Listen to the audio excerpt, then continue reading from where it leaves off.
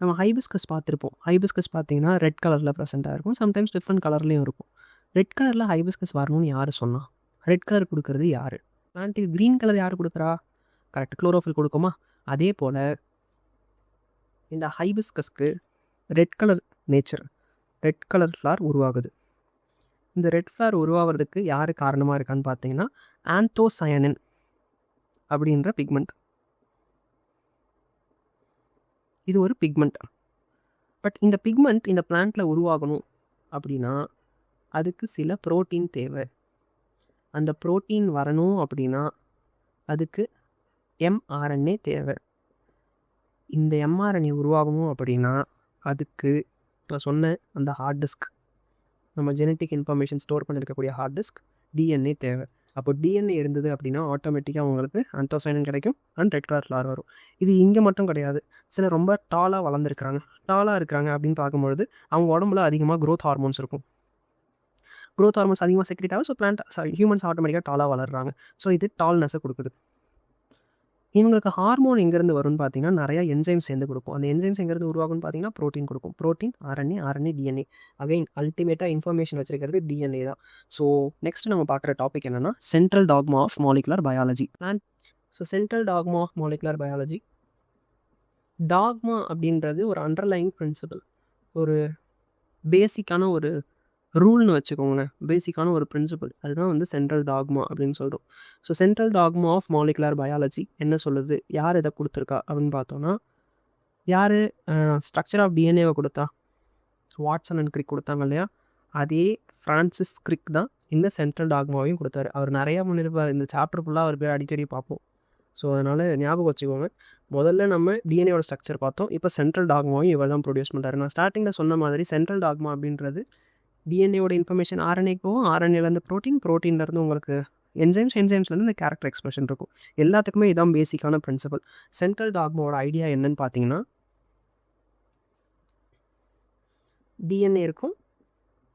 அந்த DNA தாங்கிட்ட இருக்கக்கூடிய இன்ஃபர்மேஷனை mRNAவாக டிரான்ஸ்கிரைப் பண்ணும். டிரான்ஸ்கிரைப் அப்படின்னா எப்படி எடுத்துப்போம்? DNA கிட்ட இன்ஃபர்மேஷன் 2 பேஜில் இருக்கும், 2 ஸ்டாண்டில் இருக்கும். அதை எல்லாத்தையும் எடுத்து நான் ஒரு ஸ்டாண்டில் எழுதுகிறேன். ஸோ ஒரு 2 பேஜில் இருக்க இன்ஃபர்மேஷன் எடுத்து ஒரு பேஜில் எழுதிட்டேன். RNAவும் ஜெனட்டிக் மெட்டீரியல் தான். RNA is much more suited. எதுக்கு சூட்டட்? DNAவோட இன்ஃபர்மேஷனை டிரான்ஸ்மிட் பண்ணுறதுக்கு தான் இது சூட்டபுளாக இருக்கும். ஸோ ஜெனட்டிக் இன்ஃபர்மேஷனை ஹோல்டு பண்ணி ரொம்ப காலத்துக்கு ஹோல்டு பண்ணுறதுக்கு இது ஃபேவரபிள் கிடையாது. DNA தான் அதுக்கு ஃபேவரபிள். ஆனால் ஜெனட்டிக் இன்ஃபர்மேஷனை டிரான்ஸ்மிட் பண்ணுறதுக்கு RNA ரொம்பவே உதவியாக இருக்கும். அடுத்து RNAலேருந்து என்ன உருவாகும்னு பார்த்தீங்கன்னா, RNA வில் கோட் ஃபார் ப்ரோட்டீன்ஸை கோட் பண்ணும்.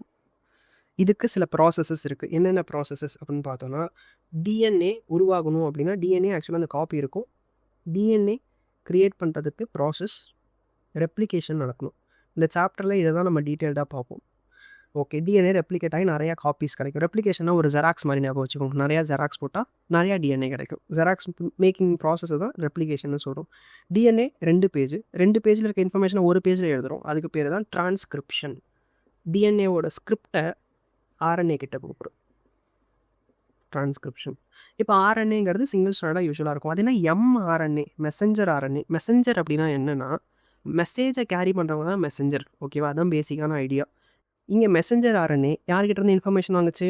DNA கிட்டேருந்து வாங்குச்சு. அதனால தான் இதுக்கு பேர் மெசஞ்சர் RNA அப்படின்னு நம்ம சொல்கிறோம். இப்போ மெசஞ்சர் RNA அப்படியேவும் இருக்காது, அது ஸ்டேபிளாகவும் இருக்காது முதல்ல. ஏன்னா நம்ம ஸ்டார்டிங்லேயே பார்த்தோம், என்ன தான் முதல்ல RNA தோன்றி இருந்தாலும் RNA ஹைலி அன்ஸ்டேபிள். ஸோ இம்மீடியட்டாக அது ப்ரோட்டீனுக்கு கோட் பண்ணணும். அந்த ப்ரோட்டீன் கோடிங் ப்ராசஸ்க்கு பேர் ட்ரான்ஸ்லேஷன். ஓகேவா? இதுதான் பேசிக்கான பிரின்சிபல். இன்றைக்கி நம்ம படிக்கக்கூடிய மாலிகுலர் பயாலஜி அப்படின்ற சயின்ஸு இந்த ஒரு ரூலை பேஸ் பண்ணி தான் மெயினாக ஸ்டாண்ட் ஆகிட்டுருக்கு. இதே போல் பிற்காலத்தில் ரிவர்ஸ் சென்ட்ரல் டாக்மா அப்படின்னு ஒரு விஷயம் கண்டுபிடிக்கப்படுது. ரிவர்ஸ் சென்ட்ரல் டாக்மாவுக்கும் பெரிய அளவில் வித்தியாசம் இருக்காது. ஆனால் அது ரொம்பவே இம்பார்ட்டண்டான ஒரு பிரின்சிபலும் கூட. டாக்மானா என்னன்னு சொல்லிட்டு ஆல்ரெடி, அண்டர்லைங் பிரின்சிபல். DNA இருக்குது. DNA உருவாகிற அந்த ப்ராசஸை நம்ம என்னென்னு சொல்கிறோம்? Correct, replication. ஓகே, ரெப்ளிகேஷன் நடக்குது, ஃபைன். DNA அதுக்கிட்ட இருக்கக்கூடிய இன்ஃபர்மேஷனை டிரான்ஸ்கிரைப் பண்ணி mRNAவாக கொடுக்குது. அந்த ப்ராசஸ்க்கு பேர் நம்ம என்னென்னு சொல்கிறோம்? டிரான்ஸ்கிரிப்ஷன். ஓகேவா? இப்போ டிரான்ஸ்கிரிப்ஷன் ஆனதுக்கப்புறமா அந்த இன்ஃபர்மேஷன்லாம் என்னவாகும், ட்ரான்ஸ்லேட் ஆகி ப்ரோட்டீன்ஸாக உருவாக்கிடுது. ப்ரோட்டீன்ஸ் என்சைம்ஸ் வேரியஸ் திங்ஸை கோட் பண்ணி கொடுக்கும். ஓகேவா? ஸோ இங்கே டிரான்ஸ்லேஷன் நடக்குது. இதுவும் அதுவும் ஒன்று தானே. என்ன டிஃப்ரென்ஸ் நம்ம பார்க்குறோம் அப்படின்னா, இந்த இடத்துல சில வைரஸஸை, குறிப்பாக ரெட்ரோ வைரஸ், இப்போ நம்ம ஹியூமன் இம்யூனோ வைரஸ் எடுத்துக்கோமே, எய்ட்ஸ் காஸ் பண்ணது இல்லையா ஒரு வைரஸ், ஹியூமன் இம்யூனோ வைரஸ்ன்னு சொல்கிறோம். அது வைரஸ் ஆர்என்ஏவை தான் ஜெனட்டிக் மெட்டீரியலாக வச்சுருக்கும். அது எப்படி டிஎன்ஏ இருக்கக்கூடிய ஹியூமன்ஸ் அஃபெக்ட் பண்ணுது? ஆர்என்ஏ தானே உனக்கு ஜெனட்டிக் மெட்டீரியல், டிஎன்ஏ வச்சுருக்க எப்படி ஹியூமன்ஸ் நீ அஃபெக்ட் பண்ணுற அப்படின்னு பார்த்தோன்னா, சில வைரஸஸ் ஆர்என்ஏவை ஜெனட்டிக் இன்ஃபர்மேஷனாக வச்சுருந்தாலும் டிஎன்ஏவை அதனால் கோட் பண்ண முடியும். இந்த ப்ராசஸ்க்கு பேர் ரிவர்ஸ் டிரான்ஸ்கிரிப்ஷன். ஓகேவா? ஸோ இந்த ரிவர்ஸ் டிரான்ஸ்கிரிப்ஷன் யாருனால கண்டுபிடிக்கப்படுது அப்படின்னு பார்த்தீங்கன்னா, it was first studied by Howard Temin and David Baltimore. Temin இதில் ஒரு பெரிய பங்களிக்கிறாரு. அதனால் இந்த ரிவர்ஸ் சென்ட்ரல் டாக்மாக்கு இன்னொரு நேம் என்னன்னு பார்த்தீங்கன்னா டெமினிசம் அப்படின்னு சொல்கிறோம். ஓகேவா? டெமினிசம் அப்படின்றது ரிவர்ஸ் சென்ட்ரல் டாக்மாவோட இன்னொரு நேம். ஸோ டெமினிசம் அப்படின்றது சில வைரஸஸில் அப்சர்வ் பண்ணுறோம். ஓகேவா? இதுதான் ரிவர்ஸ் சென்ட்ரல் டாக்மா. இந்த ஒரு ரூல் இல்லை அப்படின்னா இன்றைக்கி நமக்கு மாலிகுலர் பயாலஜின்னு ஒன்று கிடையாது.